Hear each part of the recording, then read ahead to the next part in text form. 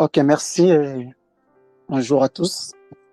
J'aimerais en discuter avec nous autour d'un sujet que j'intitule Le trois éléments importants que Paul mentionne dans sa salutation à son fils Timothée. Je vais lire et puis nous allons commencer à décortiquer un après l'autre. 1 Timothée, chapitre 1er, du premier verset au verset 2. De la part de Paul, apôtre de Jésus-Christ, par ordre de Dieu. Oh, c'est vieux, il était un peu compliqué. Par l'ordre de Dieu, notre Sauveur et du Seigneur Jésus-Christ, notre espérance. À Timothée, mon enfant véritable dans la foi, que la grâce, la compassion et la paix te soient données de la part de Dieu, notre Père, et de Jésus-Christ, notre Seigneur. Je prends encore de Timothée, chapitre 1er, du premier verset au verset 2. De la part de Paul, apôtre de Jésus-Christ, par la volonté de Dieu, pour annoncer la promesse de la vie qui est en Jésus. Là, il change un peu sa manière de réformer, de saluer son fils. À Timothée, mon enfant bien-aimé, que la grâce, la compassion et la paix te soient données de la part de Dieu, le Père, le Dieu, le Père et de Jésus-Christ, notre Seigneur. Je crois que nous sommes les lecteurs de la parole. À chaque instant où on trouve un élément qui se répète dans la parole à 2 reprises, à 3 reprises, à 4 reprises, ça doit déjà piquer notre esprit et ça doit déjà attirer notre attention. Et souvenez-vous de ce que Joseph a parlé à Pharaon. Comme tu as vu la vision à 2 reprises, donc c'est-à-dire qu'il y a toujours quelque chose qui se cache à chaque instant où Dieu insiste sur une chose. Donc je me suis dit peut-être, lorsque Dieu avait parlé à Pharaon pour la première fois, Dieu a montré la vision. Pharaon n'a pas pu capter, il n'a pas cerné le sens de la vision. Comme notre Dieu, il est plein d'amour et il désirait que Pharaon puisse comprendre la vision parce que c'était une réalité qui allait affecter le monde. Donc, il vient encore à nouveau pour parler, toujours dans le rêve des pharaons. Il a changé la forme, mais les contenus du message restaient les mêmes. Mais pour la deuxième fois, Pharaon a encore échoué, ainsi que tous ces magiciens qui étaient autour de son trône. Donc, cela veut dire qu'à chaque instant où Dieu insiste sur une chose, soit on n'a pas encore capté le sens du message, et que l'intérêt de Dieu pour nous est que nous puissions capter le message qu'il désire nous communiquer. Là, je suis en train de parler surtout aux personnes qui ont la grâce de voir pendant leur nuit et pendant qu'ils dorment, le Seigneur les parle dans des visions, dans des rêves. Il est important à chaque instant où Dieu est en train d'insister sur un sujet, il est important de chercher à comprendre le pourquoi. Donc, ne saute pas l'épisode. Aussi longtemps que tu n'as pas capté l'essence ou la fréquence spirituelle du message, demeure. Même quand ça t'échappe, surtout une nuit où tu as reçu un message à 2 reprises et tu te réveilles un matin, ça t'échappe. Ne laisse pas. Va chercher Dieu dans la prière. Et comme il avait fait avec les parents de Samson, lorsque Manoam a prié, il a dit l'ange qui m'est à Paris, qu'il revienne encore. Il n'était pas à Paris à l'homme, à la femme. L'ange qui est à Paris à ma femme, qu'il revienne encore. Et la Bible dit, l'ange était revenu. Alors, comme je disais, dans la salutation de Paul à son fils dans la foi, Timothée, il y a 3 éléments qui est mentionné là, que j'aimerais commencer à toucher l'un après l'autre. Il s'agit de la grâce, la miséricorde et la paix. La grâce, la miséricorde et la paix. Donc, ces 3 choses, ces 3 éléments importants que chaque enfant de Dieu doit posséder. Si tu as ces 3 éléments en toi, tu deviens une personne qui n'a aucune réalité au monde. Je dis bien au monde, je pèse mes mots. Ne peut te mettre par terre. Et le diable le sait aussi bien qu'une personne qui possède ces 3 éléments, il devient une personne ratée dans le plan du monde des ténèbres pour la détruire. Donc, quand tu possèdes la grâce, tu possèdes la miséricorde et tu possèdes la paix. Wow.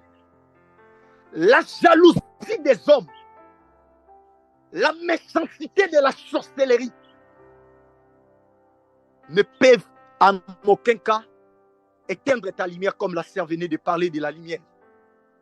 Donc, nous allons essayer de voir à chaque instant, pendant que je touche un élément, je vais prendre un exemple aussi pratique dans un récit quelconque.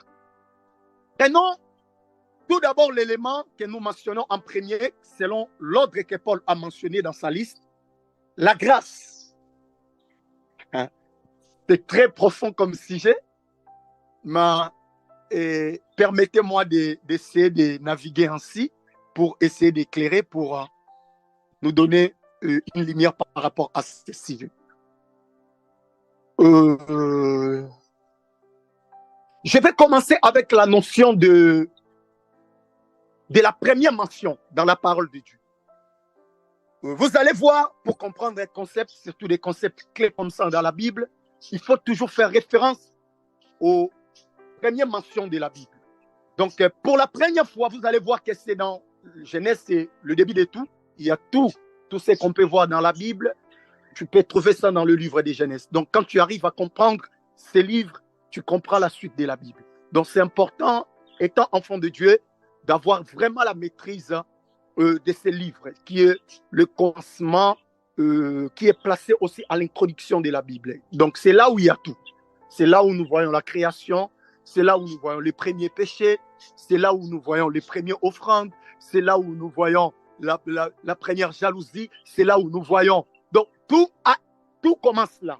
Tout commence là. Même la notion là de la grâce, tu vas trouver ça là-bas.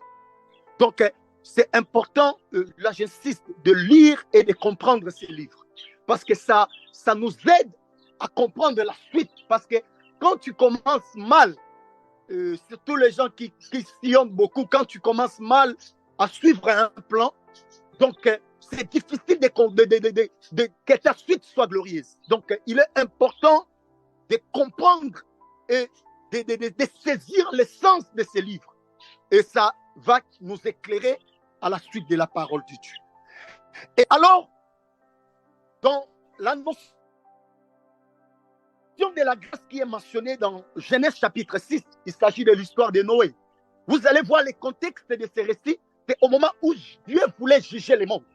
Parce que le diable, il est un malin. Lorsque la chute de l'homme, vous allez voir dans la parole de Dieu, même à partir de chapitre 3, il y a la manifestation de la grâce, mais la grâce n'a pas mentionné dans ce sens grâce, mais on voit la manifestation de la grâce après la chute de l'homme. Lorsque Dieu a tué l'animal, il a versé le sang, il a pris c'est la peau de l'animal pour faire l'habit pour les hommes. C'est ça que nous voyons, la manifestation. Même lorsque Dieu chassait l'homme du jardin, on voit, c'est la manifestation de la grâce et de l'amour de Dieu. Parce que pourquoi?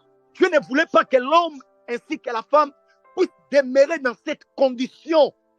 Parce que Dieu a dit quoi?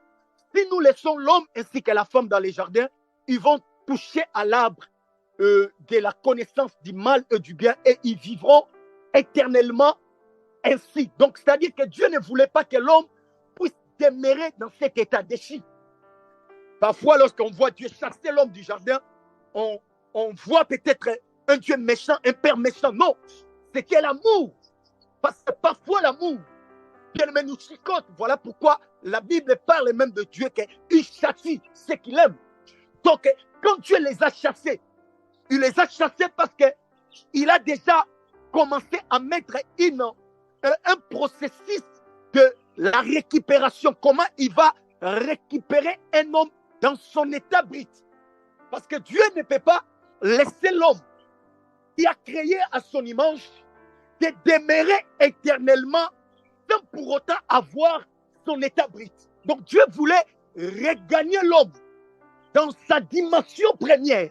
Donc c'est-à-dire que la matière laquelle Dieu avait créé l'homme, Dieu voulait voir l'homme à l'image de sa première création. Il ne voulait pas voir un homme rempli d'essuie, un homme rempli d'imperfection, même s'il allait vivre éternellement dans le planning de Dieu, ça n'allait pas arranger le cœur du Créateur. Voilà pourquoi il a mis l'homme loin du jardin, pour qu'il puisse initier un mouvement qui va récupérer l'homme de cet état de chi pour ramener l'homme à son état initial. Comprenez-moi, et c'est important de prendre la notion de la grâce. Et c'est là que nous voyons déjà la manifestation de la grâce. Mais dans les chapitres 6, c'est là où on trouve réellement l'expression grâce mentionnée. Donc, mais, ça commence mais. C'est-à-dire que c'est une conséquence de quelque chose qui vient avant. Donc, mais, Noé trouva grâce. Donc, c'est-à-dire qu'au milieu d'une, parce que les anges sont venus, ils se sont accouplés avec des femmes, parce que le diable avait écouté que c'est la postérité de la femme qui écrasera la tête du serpent. Le diable, en écoutant cela, il n'est parce que notre Dieu, c'est un Dieu stratège. Il travaille avec beaucoup de stratégies. Il a donné la prophétie, mais il n'a pas dit au diable par quelle femme cette homme qui va écraser la tête du serpent sortira.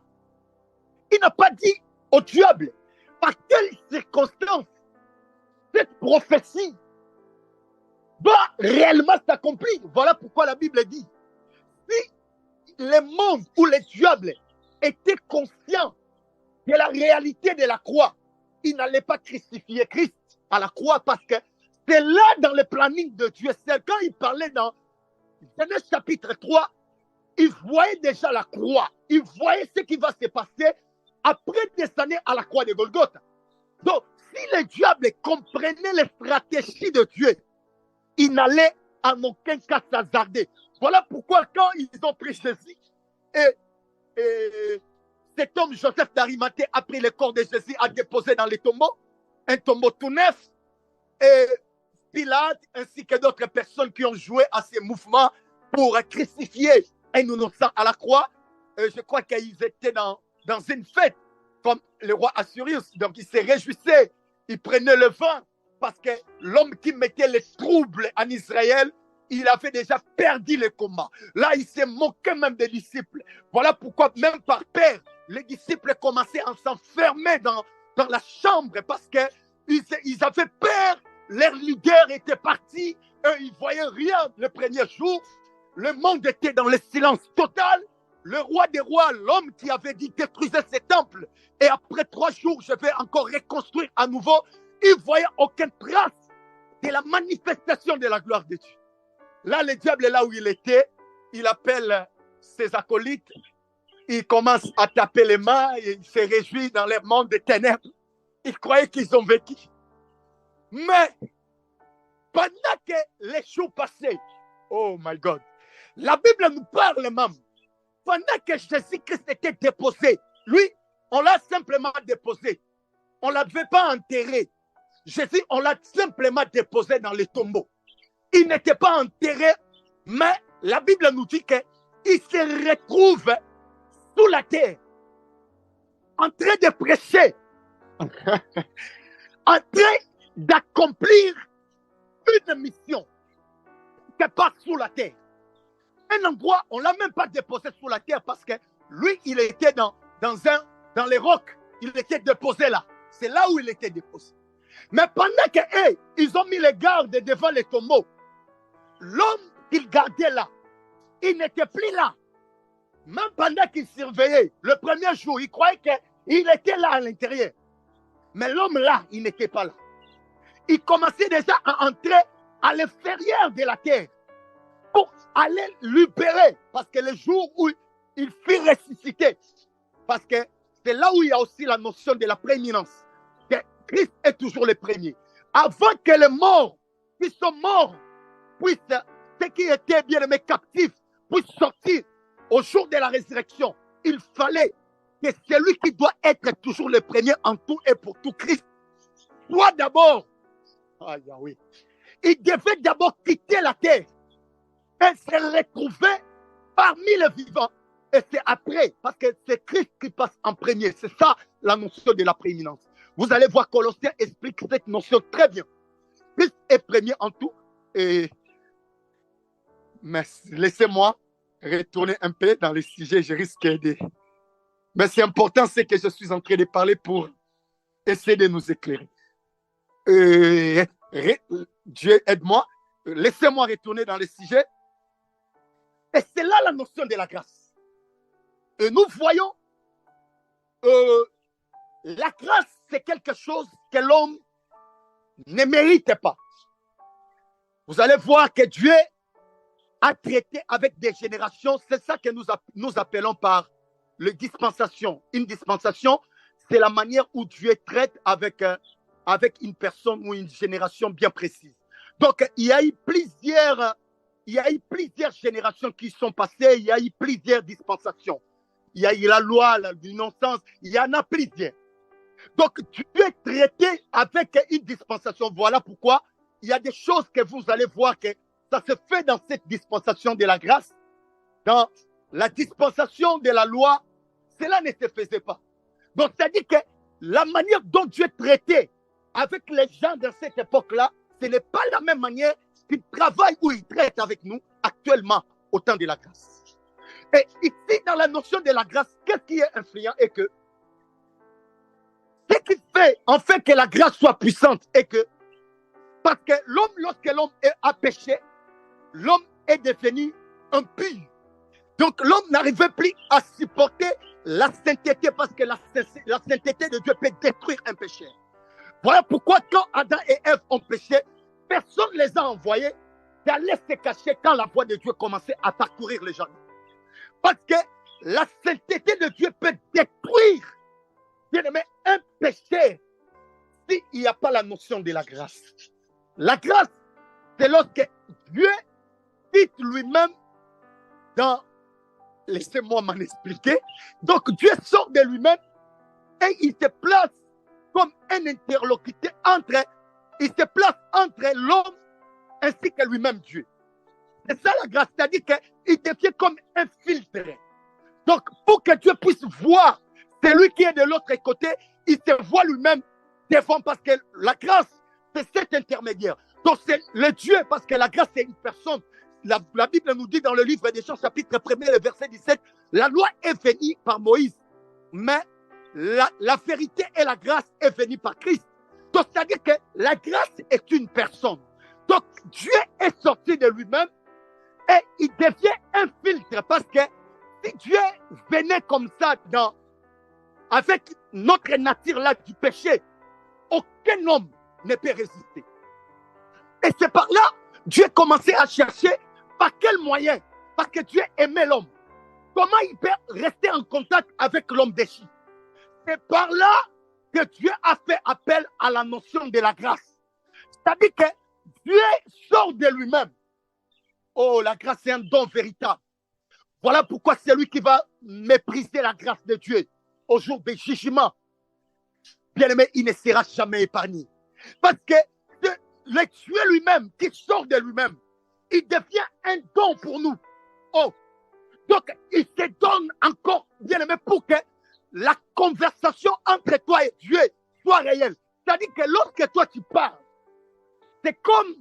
Jacob revêtit de l'habit de son frère Ésaü, même si la voix est de Jacob. Mais quand le père touche, il touche le corps ou bien il touche la peau de son frère Ésaü. C'est ça la notion de la grâce. Laissez-moi m'arrêter par là, parce que le temps nous fera défaut. Et si Dieu nous permet, prochainement, je vais rester toujours là sur la notion de la grâce. Et parce qu'il y a des choses que nous sommes censés partager pour la gloire du Seigneur. Que Dieu nous bénisse et qu'il bénisse aussi sa parole. Merci.